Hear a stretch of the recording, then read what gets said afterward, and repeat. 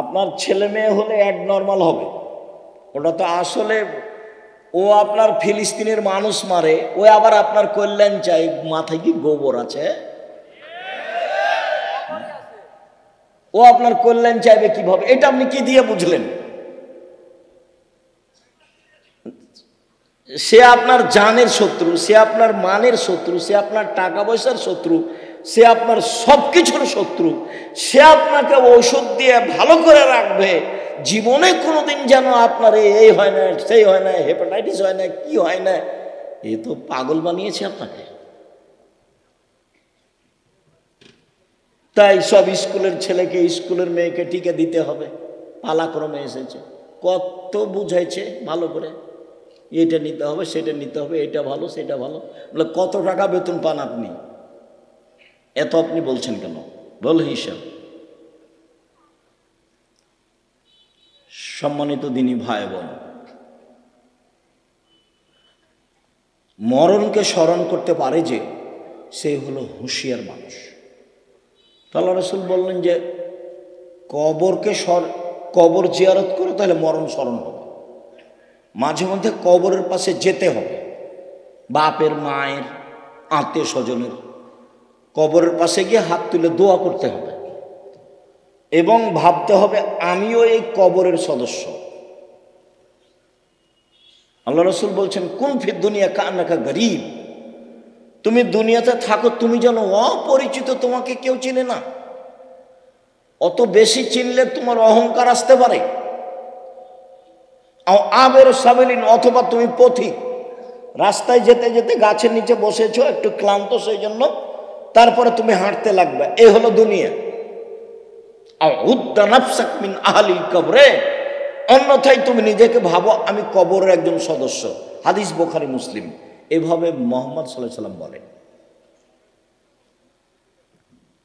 তো নিজেকে একজন কবরের সদস্য ভেবে যে কয়েকদিন বেঁচে থাকি, মারামারি বাদ দিয়ে, হইচই বাদ দিয়ে, নিজে উপার্জন করি, নিজে খাই। বহুদিন বলেছি 4টা জিনিস: 5 ওয়াক্ত সালাত, কোরআন তেলাওয়াত, হালাল রুজি, আড্ডা না পিটা। জান্নাত হবে ইনশাল্লাহ। আড্ডা পিটা চিরদিনের জন্য হারাম। ওই যে দোকানে বসে আড্ডা পিটছেন, এটা হারাম। ওই যে মোবাইল নিয়ে সারাদিন সারা রাত ল্যাংটা বেটি ছেলে দেখছেন, এটা হলো আড্ডা পিটা, এটা হলো হারাম। ওইদিকে তোমার মা দেখে, এদিকে তোমার বাপ দেখে, ওই ঘরে তুমি দেখো, ওই ঘরে তোমার বোন দেখে, তাহলে পুরো বাড়িটা জেনায় সয়লাভ বন্যায়। তাহলে চরিত্র কোথায় আছে? এই আবার মোবাইলও ওদেরই, সব ফাংশন তাদের, ওরা বলে বন্ধু। সুদের যত পথ আছে, দুঃখিত সম্মানিত দিনী ভাই বোন, যে যেখানে আছেন, অল্প সময় কথা বলি। আপনার সাথে কিছু গুরুত্বপূর্ণ কথা বলতে এসেছি। মানুষের জীবনে সবচেয়ে জরুরি কাজ 5 ওয়াক্ত সালাত। মানুষের জীবনে জরুরি হিসাবে এর চেয়ে জরুরি কোনো কাজ নেই। সেটা হজ হোক, জাকাত হোক, জমি চাষ হোক, চাকরি হোক, ব্যবসা হোক, বাণিজ্য হোক, হাইকোর্ট হোক, জজ কোর্ট হোক। পৃথিবীর এমন কোনো কাজ নাই যেটা মানুষের জন্য নামাজের সালাতের চেয়ে বেশি জরুরি হতে পারে। এটুকু আপনার বোঝা উচিত। আপনি আমার ভালোবাসায় এসেছেন এখানে, আপনি তো 5 ওয়াক্ত সালাত আদায় করেন না। করা উচিত, করতেই হবে। বহুদিন বলেছি, অজু করে সালাত আদায় করতে হয়, তো পানি নেই, তায়াম্মুম করে করেন। মাটি নেই, তো অজু ছাড়া তায়াম্মুম ছাড়াই সালাত আদায় করেন। কেবলার দিকে মুখ করে সালাত আদায় করতে হয়, কেবলা বোঝা যায় না, কেবলা ছাড়াই করেন। দাঁড়িয়ে সালাত আদায় করতে হয়, দাঁড়িয়ে থাকা যায় না, বসে করেন। বসে থাকা যায় না, তো শুয়ে শুয়ে পড়েন। পরিষ্কার কাপড় পরে সালাত আদায় করতে হয়, পরিষ্কার নেই, যাতে পেশাব পায়খানা লেগে আছে সেটা পরেই পড়েন। পরিষ্কার অপরিষ্কার কোনো কাপড় নেই, উলঙ্গ অবস্থায় আছি, তো উলঙ্গ অবস্থাতেই পড়েন। গাড়িতে উঠে আছেন, শিকল ধরে আছেন, ঠেল মানে না গাড়িতে, দাঁড়ানো অবস্থায় আছেন, এই অবস্থায় সালাত আদায় করতে হবে। যুদ্ধের সালাতগুলো এসেছে যে একটা নিয়ম এসেছে যে একদল শত্রুর মোকাবেলা আছে আর একদল এখানে সালাত আদায় করছে, এক রেখাত এরা এক রেখাত ওরা, রাসূলের 2 রেখাত, তারপর ওরা নিজে নিজে এক রেখাত পড়ে শেষ করলো। আর একটা এসেছে শত্রুর মুখে দাঁড়িয়ে আছে, এভাবে সালাত আদায় করছে, শত্রুর মুখের উপর আছে, এভাবে সালাত আদায় করছে। রাসূল সাল্লাল্লাহু আলাইহি ওয়াসাল্লাম সালাতের উপরে এত সোচ্চার ছিলেন, যেই সালাত আমার আর আপনার ছেলে মেয়ের কোনো হিসাবে নেই। খাচ্ছে, পেশাব করছে, পায়খানা করছে, দিন কাটছে পশু প্রাণীর মতো, গরু ছাগলের মতো। আর দল করার ব্যাপারে ঠিকই আছে, আর মানুষের বদনাম আর গীবাত করার ব্যাপারে, বিরোধিতা করার ব্যাপারে, শত্রুতা করার ব্যাপারে ঠিকই আছে। কত সুন্দর করে ছবি দিয়ে রাস্তাঘাটে তুলে রেখেছে, কি যে দেখাইতে চাচ্ছে। মানুষের ক্ষতি করে বেশি দিন বেঁচে লাভ নাই। আমার জীবনে আমি 2টা কাজ খুব চেষ্টা করি জীবন বাজি রেখে টিকে থাকা, খুবই কঠিন। তার একটা হলো, আমি আমার জীবনে মানুষের কোনোদিন প্রতিশোধ নেব না, ইনশাআল্লাহ। সে যা পারে করুক, যা পারে বলুক।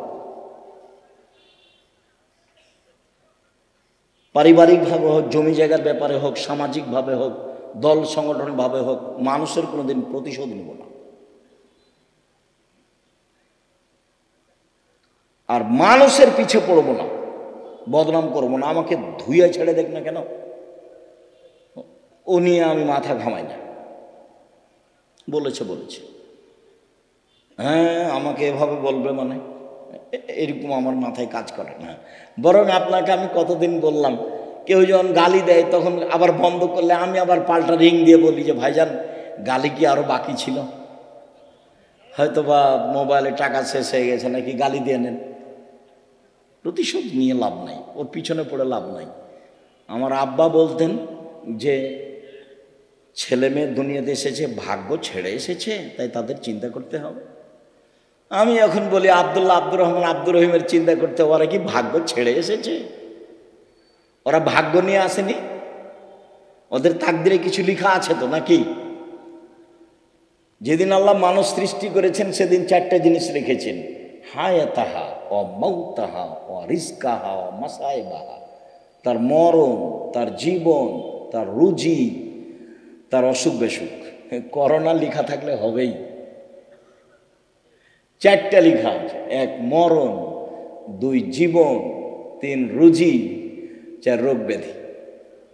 আমি এই কথা বলিনি, এই কথা মুহাম্মদ সাল্লাল্লাহু আলাইহি সাল্লাম বলেছেন। এটা আমার ব্যক্তিগত কোনো স্বাধীনতা নাই এখানে, এটাকে আমি বিশ্বাস করি এবং খুব শক্তভাবে বিশ্বাস করি। ঢাকাতে এক লোক করোনা হয়েছে, তো আমি দেখবো আর গায়ে হাতে একটু দোয়া করব। তো আর ছেলে মেয়ে সবাই আছে, খালি আমাকে অনুরোধ করছে যে ওস্তাদজি আপনি ভিতরে আসেন, ওস্তাদজি আপনি ভিতরে আসেন, আপনি আমার আব্বার জন্য বাহির থেকে দূর করেন, দোয়া করেন। বলছি আমি তো আমার অন্তর তো ধাক্কা খাই না যে তোমার বাপের গায়ে হাত লাগালে আমাকে করোনা ধরবে। ধরেও যদি, তা আমি বলবো না যে এই কারণে ধরেছে, আমি বলবো ওই যে লেখা ছিল সেই জন্য ধরেছে। আমি এত তাড়াতাড়ি পরিবর্তন হতে চাই না, মাস্ক দিয়ে ভাগ্য বাড়াতে রাজি না, এটা করতে রাজি না। শুনুন, 5 ওয়াক্ত সালাত আদায় করতে হবে আপনাকে। আজকের জরুরি কথা আপনার সাথে, মানুষের জীবনে কিছু চাওয়া পাওয়া আছে। মানুষ বেঁচে থাকলে সমস্যা নেমে আসে, মামলা মোকদ্দমা হয়, জমি জায়গা লাগে, বাড়িঘর লাগে, কিছু লাগে মানুষকে। তো মানুষ আল্লাহকে বলতে শিখো। কাকে বলতে শিখবে? আল্লাহকে। ও পারে, আরো যা করে তাকে কেউ ঠেকাতে পারে না, আরো ঠেকিয়ে দিলে কেউ করতে পারে না। আমার কাছে যে কত প্রমাণ আছে, মাঝে মধ্যে বলি না, 2013 সালের 24শে আগস্ট রোজ মঙ্গলবার সকাল 11টার সময় হাঁটাবো, বীরহাটাবো, রূপগঞ্জ, নারায়ণগঞ্জ, ঢাকায় বলেছিলাম আমার হাতে টাকা নাই, এ কথা সত্য, এখানে প্রতিষ্ঠান গড়বে এ কথা সত্য, ইনশাল্লাহ গড়বেই গড়বে। প্রতিষ্ঠানটা প্রায় এখন 100 বিঘা জমির উপরে, 100 বিঘা। 2016 সালের 17 ফেব্রুয়ারি রোজ বুধবার বিকাল 4টা 4:30টার সময় বলেছিলাম এই ডাঙ্গিপাড়ায় সেই প্রতিষ্ঠান এখন প্রায় 50 বিঘার উপরে অবস্থান করে। 50 বিঘা। এবছরের জানুয়ারিতে ছাত্র ছিল 2200। প্রায় 5000 ছেলে মেয়ে পড়াশোনা করে। 300 জন শিক্ষক শিক্ষিকা। প্রতি মাসে বেতন লাগে 40 লক্ষ। অথচ আমি নিজেকে মনে করছি আমি হলাম কচুর পাতার পানি। কচুর পাতার পানি বুঝেন না? একটু বাতাস আসলে কেমন হয়? এই পড়লো, এই পড়লো, এই পড়লো। মানে আমি ভিত্তি দিয়ে, বংশ দিয়ে, নিজের ব্যবসা দিয়ে, ক্ষমতা দিয়ে জামিয়া সালাফিয়া চালাই না। চলে কিভাবে আমি নিজেই বুঝতে পারি না, তা আমার আবার ক্ষমতা কি? সম্মানিত দিনী ভাই বোন, 6-7 নভেম্বরে আছে। একদিনের ভালোবাসা গড়াইন না, নইলে আমি তখন আর আসতে চাইব না। মাঝে মধ্যে যাবেন, ভালোবাসা গড়াবেন, পত্রিকা নেবেন। আপনার টাকা দিয়ে এতগুলো পত্রিকা ছাপে, কত জানো? প্রায় 16,000 পত্রিকা ছাপে, আল ইতেসাম পত্রিকা। তা আপনি মনে করেন না যে আমার টাকা দিয়ে ছাপাই, আপনার টাকা দিয়েই ছাপাই। তাহলে আব্দুল রাজ্জাক সাহেব কই, আমার বাঘ মারা বাড়ি, আমি তো কোনো দিন টাকা দিইনি। তা আপনি দেননি, কেউ দেয় না, এটা হয় কিভাবে? প্রায় 500-র অধিক এতিম এবং অসহায় মানুষ আছে, তাদের রুজি হয় কিভাবে? কেউ দেয় নাহলে কিভাবে হয়? ওখানে কি মারিয়ামের মতো আল্লাহ দিয়ে যায়, জিবরাইল দিয়ে? মারিয়ামের খালু জাকারিয়া বলছে, মারিয়াম একই ফল, অসময়ের ফল যে শীতের দিনে রাজশাহীর ফজলি আম। ফজলি আম ছিল না, এমনি বলছি, শীতের দিনে অসময়ের ফল। তখন মারিয়াম বলছেন, হাজা মিন ইনদিল্লাহ। এগুলো কোথা থেকে এসেছে? আল্লাহর পক্ষ থেকে এসেছে। এমন তো আর এখন নয়, মানুষই দেয়। এত বড় প্রতিষ্ঠান মানুষের সহযোগিতাই চলে। অবশ্যই যাবেন। 6 তারিখ 7 তারিখে দেশ বিদেশের আলেম ওলামা থাকবেন। আর ইবতেসাম এলাহি জহির, এহসান এলাহি জহির পাকিস্তানের ছেলে ইবতেসাম এলাহি জহির থাকবেন। আরও কে কে থাকবেন আমি এটা জানি। সম্মানিত দিনী ভাই বোন, রাতের সালাত। রাসূল সাল্লাল্লাহু আলাইহি সাল্লাম বলেন, ইন্না শায়তান ইয়াকিদু আলা রাসিয়াতে আলা কাফিয়াতি রাস আহাদিকুম। যখন তোমাদের কোনো ব্যক্তি রাতে ঘুমায়, তখন শয়তান তার মাথায় চুলে গিরা লাগায়। 3টে গিরা লাগায়, চুল থাকার না থাক, চুলে গিরা লাগায়। এজরুবু আলা উকদাতিন, ওই গিরার উপরে এভাবে হাত দিয়ে থাবা মারে আর বলে, উরকো ঘুমাও, লাইলান তাবিল, রাত লম্বা, রাত লম্বা, ঘুমাও, রাত লম্বা। এভাবে শয়তান এরকম করে। ফাইনিস্তাই কাজা আহাদকুম, তোমাদের ব্যক্তি যদি এখন কেউ ঘুম থেকে উঠে যায়, জেগে যায়, যাকার আল্লাহ, তারপর বলে আলহামদুলিল্লাহিল্লাযী আহয়ানা বাদা মা মাতানা ওয়া ইলাইহিন নুশুর। ওই আল্লাহর প্রশংসা যে আল্লাহ আমাকে মরণ দেওয়ার পরে জীবন দিল। একটু আগে মরণ দিয়েছিল, এখন আবার কি করলো? জীবন দিল। ওরে আমি প্রশংসা করছি। এইটুকু বললেই একটা গিরা খুলে যাও। শয়তান যত বড়ই পাওয়ারফুল ক্ষমতার অধিকারী হোক না কেন, আমি দোয়া পড়েছি, ঘুম থেকে উঠে গিরা খুলে যাও।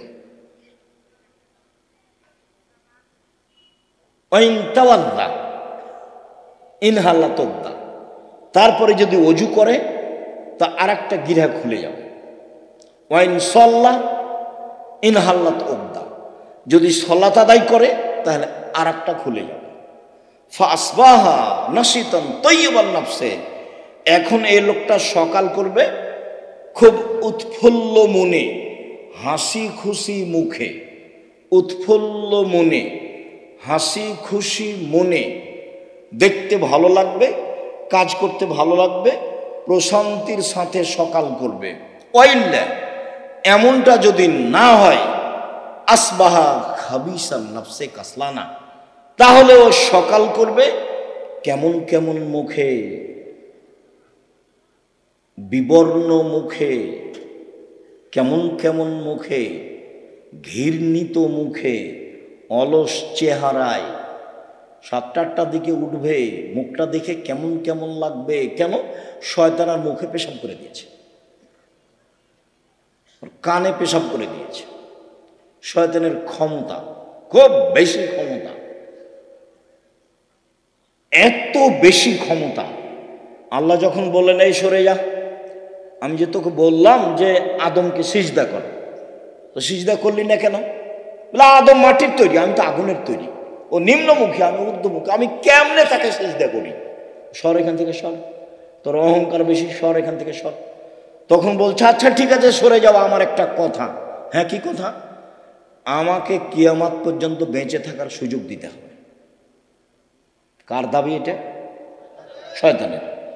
তা আল্লাহ বললেন ঠিক আছে দিলাম, এলা ওয়াক্তি মালুম, একটা সময় পর্যন্ত দিলাম, যেমন পেয়েছে সময়। ওয়াইজ্জাতিকা, তোমার সম্মানের কসম, আল্লাহকে বলছে। ইয়া রাব্বি, শয়তান বলছে ইয়া রাব্বি, হে আমার প্রতিপালক, তোমার সম্মানের কসম, লাউবিয়ানিল ইনসানা মাদামা তারহুম ফি আসাদিহিম, আদমের ছেলে মেয়েকে পাপ করাবো করাবো করাবো, ওকে আমি ভুল পথে নিয়ে যাব যাব যাব, ওর দেহে যতদিন শ্বাস আছে আমি তাকে পাপই করেই ছাড়বো। ও কেমনে জান্নাতে যায় তা আমি দেখে ছেড়ে দেব। এ কথা শয়তান বলল। আপনি বুঝতে পারছেন না? কোরআন মাজিদে শত জায়গাতে এসেছে, সব খারাপকে আপনাকে ভালো করে দেখায়। যত খারাপ তত আপনার কাছে প্রিয়। ল্যাংটা ছবি আপনার কাছে ভালো লাগে কেন? জেনা ভালো লাগে কেন? দোকানে বসে আড্ডা পিটতে ভালো লাগে কেন? হই হুল্লাড় করে চিল্লাচিল্লি করতে ভালো লাগে কেন? মানুষের বদনাম করতে ভালো লাগে কেন? মানুষকে জেল হাজতে দিতে ভালো লাগে কেন? মিথ্যা কসম সাক্ষী দিতে আপনাকে ভালো লাগে কেন? সব ছুঁচামি, নোংরামি, শয়তানি, জঘন্য কাজ আপনাকে ভালো লাগে কেন? সব শয়তান আপনার মাথায় সারাদিন পাকায়, সেজন্য ভালো লাগে। তো বলেছে আমি ওকে জাহান্নামে নিয়ে যাব, কেমনে জান্নাতে যাই তা আমি দেখে ছেড়ে দেবো। এটা আল্লাহর সামনে তার কসম। বলছে তোমার ইজ্জতের কসম, আমি ওকে জাহান্নামে নিয়ে যাব। আমি একাই যাব? তাহলে পৃথিবীতে সবচেয়ে বেশি রিক্সে জীবন কাটায় কে বলেন তো? শয়তান। ওর চেয়ে রিক্সে, খুব বেকায়দায়, খুব বিপদগ্রস্ত অবস্থায় আর কেউ নেই শয়তান ছাড়া। আর তার কাজ আবার কমে গেছে। কেন? ইহুদিদের কাছে তার কোনো কাজ নাই। আমাদের চাঁপায় নবগঞ্জে বলে শয়তান হলো 14 ইলিমের পড়া, মানে বিদ্যা আছে সব। ইহুদি তো জাহান্নামে যাবেই, তো ওখানে গিয়ে কি করবে? খ্রিস্টান তো জাহান্নামে যাবেই, তো ওখানে গিয়ে কি করবে? হিন্দুরা তো জাহান্নামে যাবেই, তো ওখানে গিয়ে কি করবে? যারা কাদিয়ানি তারা তো গেছে, যারা শিয়া তারা তো গেছে, আকীদায় মার খেয়েছে যারা, তারা তো জাহান্নামে যাবে। তো তাহলে শয়তানের কাজ সব জায়গা থেকে ঘুরে এসে যারা কোরআন হাদিস পড়ে, মানতে চায়, সালাত আদায় করতে চায়, এখানে আছে। যারা দিন ধর্মের যত কাছাকাছি, শয়তান সেখানে তত শক্ত। এখন আল্লাহ যদি বলতেন এই শয়তান কিছু করতে পারবি না, যা কিছু করতে পারবি না, তাহলে খুব ভালো হতো। তো এখন আল্লাহ বলছেন যে আচ্ছা ঠিক আছে, ওয়া ইজ্জতি ওয়া জালালি ওয়া ইরতিফায়ে মাকানি, আমার সম্মানের কসম। আল্লাহ বলছেন আমার সম্মানের কসম, আমার মর্যাদার কসম, আমার ইজ্জতের কসম, আদমের ছেলে মেয়ে যতবার ক্ষমা চাইবে ততবার ক্ষমা করে দেব। এইটা বললেন, তার মানে ক্ষমা চাওয়ার একটা পালা থেকেই গেল। আমাকে আপনাকে বাঁচতে হলে দিনরাত ক্ষমা চেয়েই বাঁচতে হবে। মানে আস্তাগফিরুল্লাহ ওয়া আতুবু ইলাইহি তাসবিহ করে নিতে হবে। তাসবিহ, শ্বাস চলে যেমন অজান্তে, মুখে থুথু আসলে ফেলে দেন যেমন অজান্তে, সময় আসলে খাওয়া রেডি হয় যেমন স্বাভাবিকভাবে, তেমনি জীবনে স্বাভাবিকভাবে আসতে হবে আস্তাগফিরুল্লাহ ওয়া আতুবু ইলাইহি। আস্তাগফিরুল্লাহ ওয়া আতুবু ইলাইহি। চলছেন, ফিরছেন, উঠছেন, বসছেন। আল্লাহ বললেন যে ঠিক আছে, আদম সন্তান যতবার আমাকে বলবে আমার ভুল হয়েছে ততবার আমি ক্ষমা করে দেব, এইটা বললেন। কিন্তু বললেন না যে তুই কিছু করতে পারবি না, এটা বলেননি। তখন আল্লাহ রাসূল বলছে কুল্লু বানি আদম খাত্তা, আদম সন্তানই পাপী। খায়রু খাত্তাইনা তাওয়াবুন, সবচেয়ে ভালো আদমের ছেলে মেয়ে সেই যে বলে আস্তাগফিরুল্লাহ ওয়া আতুবু ইলাইহি, আস্তাগফিরুল্লাহ আল্লাযী লা ইলাহা ইল্লা হুয়াল হাইয়ুল কাইয়্যুম ওয়া আতুবু ইলাইহি রব্বিগফিরলি ওয়া তুব আলাইয়া ইন্নাকা আনতাত তাওয়াবুল গফুর। আল্লাহুম্মা আনতা রাব্বি লা ইলাহা ইল্লা আনতা খালাকতানি ওয়া আনা আবদুকা ওয়া আনা আলা আহদিকা ওয়া আদিকা মাসতাতাতু আউযু বিকা মিন শাররি মা সানাতু আবু আলাকা বিনিআমাতিকা আলাইয়া আবু বিযামবি ফাগফিরলি ফাইন্নাহু লা ইয়াগফিরুয যুনুবা ইল্লা আনতা। এই ছেলে, আমাকে কাজ দেখাচ্ছ? ধৈর্যের পরিচয় দাও। আমাদের এখানে কোনো কেচ্ছা কাহিনী নেই, নির্বাচনও আসেনি। অল্পক্ষণ ধৈর্যের পরিচয় দিবেন, কাজ দেখায়েন না, যেটা আমি পছন্দ করি না। আমি আপনার জন্য এসেছি। আমি আব্দুর রাজ্জাক বিন ইউসুফ, আপনি আমাকে টাকা দিয়ে নিয়ে এসেছেন এমনটা মাথায় থাকলে ভুল হয়েছে। সম্মানিত দিনী ভাই বোন, যদি রাতে না উঠে তাহলে শয়তান তার মুখে কানে পেশাব করে। আয়েশা রাদিয়াল্লাহু তাআলা আনহা বলেন, কানান নবী সাল্লাল্লাহু আলাইহি সাল্লাম ইসাল্লি ফিমা বাইনা ইয়াফরুগা মিন সালাতিল ইশা ইলাল ফজর 11 রাকা ওয়া ইসাল্লামু মিন কুল্লি রাকাতাইন ওয়া ইউতির বিওয়াহিদাতিন। এশার পর থেকে নিয়ে ফজর পর্যন্ত সময়ে আল্লাহর নবী 11 রাকাত রাতের সালাত আদায় করতেন। 11 রাকাত। কখন থেকে কখন? এশার থেকে নিয়ে ফজর পর্যন্ত। তাহাজ্জুদ পড়ার সময় শুরু হয়ে যায় এশার পর থেকেই ফজর পর্যন্ত সময়। হ্যাঁ, রাত 3 ভাগের 2 ভাগ পার হওয়ার পরে মানুষ পড়ুক, এটা সবচেয়ে উত্তম। কিন্তু সময় শুরু হয়ে যায় কখন থেকে? এশার পর থেকে না ফজর আযান পর্যন্ত। আল্লাহর নবী 2 রাকাতের পরে সালাম ফিরতেন, 2 রাকাত পড়ে সালাম ফিরতেন, 2 রাকাত পড়ে সালাম ফিরতেন। 1 রাকাত বিতর পড়তেন। 1 রাকাতের হাদিস অনেক বেশি। আপনার জন্য বইটা লিখেছিলাম, রাসূল সাল্লাল্লাহু আলাইহি ওয়াসাল্লামের সালাত বনাম প্রচলিত সালাত। আপনি নিয়ে পড়েন কিনা সেটা আমি জানি না। কৃপণতা দেখায়েন না, ফল ভালো হবে না। 16,000 পত্রিকা ছাপানো হয়, ওটা নয়, ওখানে টাকসাল নাই, ওখানে সব কিছু মেশিন দেওয়া হয় না। মানুষ আছে, কর্মচারী আছে, টাকা খরচ করেন আপনি। অতএব আপনি পড়বেন। 50টা প্রশ্নের উত্তর আছে। আমি পরিশ্রম করি আপনার জন্য দিন রাত। আলেম ওলামা আছে, প্রেস আছে, টাকা পয়সা খরচ হয়। এমনি অনেক বই আছে, তার মধ্যে আল ইতিসাম পত্রিকা, জামিয়া সালাফের মুখপাত্র পত্রিকা। 20, 25, 30 টাকা আপনার কাছে ভারী হোক, এটা আমি চাই না, এটা আমি কামনা করিনি। আমি মনে করছি বই কিনবেন, পড়বেন, বন্ধু বান্ধব আত্মীয় স্বজন খালা ফুফু সবকে দিবেন, যারা আছে আত্মীয় স্বজন তাদেরকে দিবেন। যে আব্দুর রাজ্জাক সাহেব সালাতের পর বইটা লিখেছেন, দেখেন তো 1 রাকাত বেতর, 3 রাকাতের হাদিস বুখারী মুসলিম, 5 রাকাতের হাদিস বুখারী মুসলিম, সব একটানা। 3 রাকাত একটানা, 5 রাকাত একটানা। বিকল্প কি সেটা আপনাকে আমি বলতে চাইনি। আমি আপনাকে বলতে চাইছি বুখারী মুসলিমের হাদিস এভাবে। বুঝাতে পারিনি মনে হয়। সম্মানিত দিনী ভাই বোন, উমামা বাহিলী রাদিয়াল্লাহু তাআলা আনহু বলেন, রাসূল সাল্লাল্লাহু আলাইহি সাল্লাম বলেছেন, আলাইকুম বিকিয়ামিল লাইল, পৃথিবীর মানুষ তোমাদের রাতে সালাত আদায় করা জরুরি। আল্লাহ নবী বলছেন, আমি বলিনি এই কথা। পৃথিবীর মানুষ, মহিলা পুরুষ, তোমাদের রাতে সালাত আদায় করা জরুরি। কেন? হুয়া কুরবাতুন লাকুম ইলা রাব্বিকুম, রাতে সালাত আদায় করলে তোমরা তোমাদের প্রতিপালকের নিকটে হতে পারো।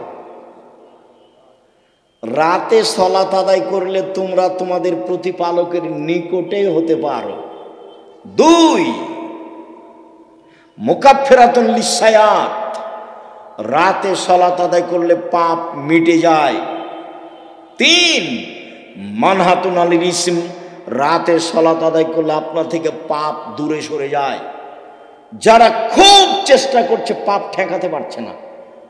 আব্দুর রাজ্জাক বিন ইউসুফের বক্তব্য শুনে কতবার যে কান ধরে কসম করলো আর কোনোদিন কোনো মেয়ের সাথে কথা বলবো না, কিন্তু টিকতে পারে না।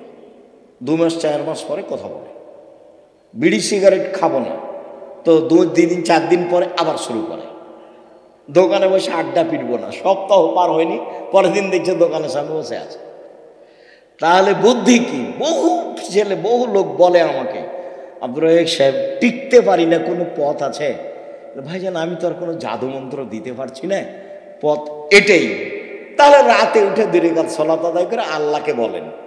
যদি মনে করেন যে এখনই বন্ধ করে, তাহলে এভাবে উঠাবেন, আর যদি বলো বন্ধ করেন তাহলে এভাবে উঠাবেন। চাপ দিয়ে বলতে হবে, বন্ধ করতেই হবে। বন্ধ করবো না মানে করতেই হবে। তুমি তো পারো, তুমি তো এমন সত্তা নও যে পারবা না, তবু আমি বলছি। তার নাম হলো আজিজ, ওর নাম পরাক্রমশালী। ওর নাম কি? আজিজ, পরাক্রমশালী। তাকে কেউ ঠেকাতে পারে না। কাদির, সব কিছু করতে পারে। তো সবই যে পারো, আমি বলছি আমি একটা মানুষ, আমি পাপ করতে চাই না, তুমি বন্ধ করবা না কেন? তুমি সত্যিতে বন্ধ করে দাও। আপনি খুব চাপ দিয়ে বলবেন, হাত তুলে বলবেন, খুব বিনয়ের সাথে কান্নাকাটি করে চাপ দিবেন, বন্ধ হবে ইনশাআল্লাহ, হবেই। রাতে সালাত আদায় করলে 3টে।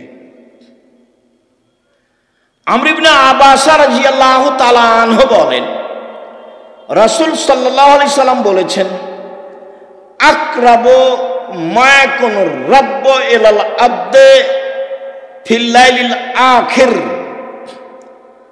রাত যখন 3 ভাগের 2 ভাগ পার হয়ে যায়, তখন আল্লাহ সবচেয়ে মানুষের নিকটে হয়ে যায়।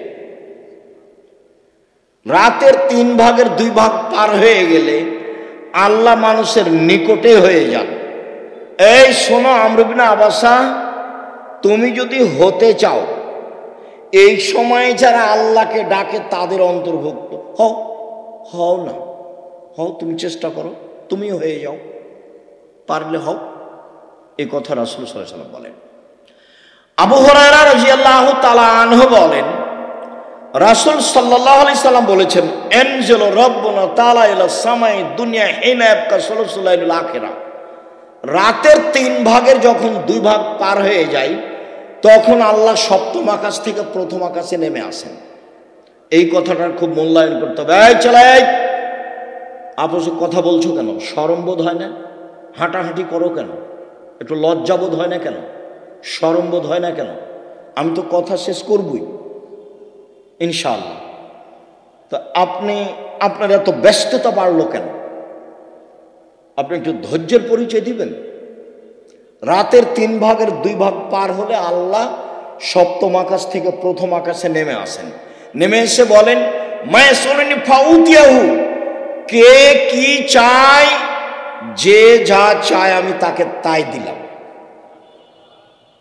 মায়াদুনি ফাস্তাজিবালাহু, কে আমাকে ডাকে বিপদে পড়ে আমি তার ডাকে সাড়া দিলাম। কি বলতে চাও? এলে বিপদে পড়েছি, ঠিক আছে, ঠিক করে দিলাম। কে ডাকে? 3 মাইয়াস্তাগফিরনি ফাগফিরাল্লাহু, কে আমার কাছে ক্ষমা ভিক্ষা চায়, যে চায় তাকে আমি ক্ষমা করে দেব, যে চায় তাকে আমি ক্ষমা করে দেব।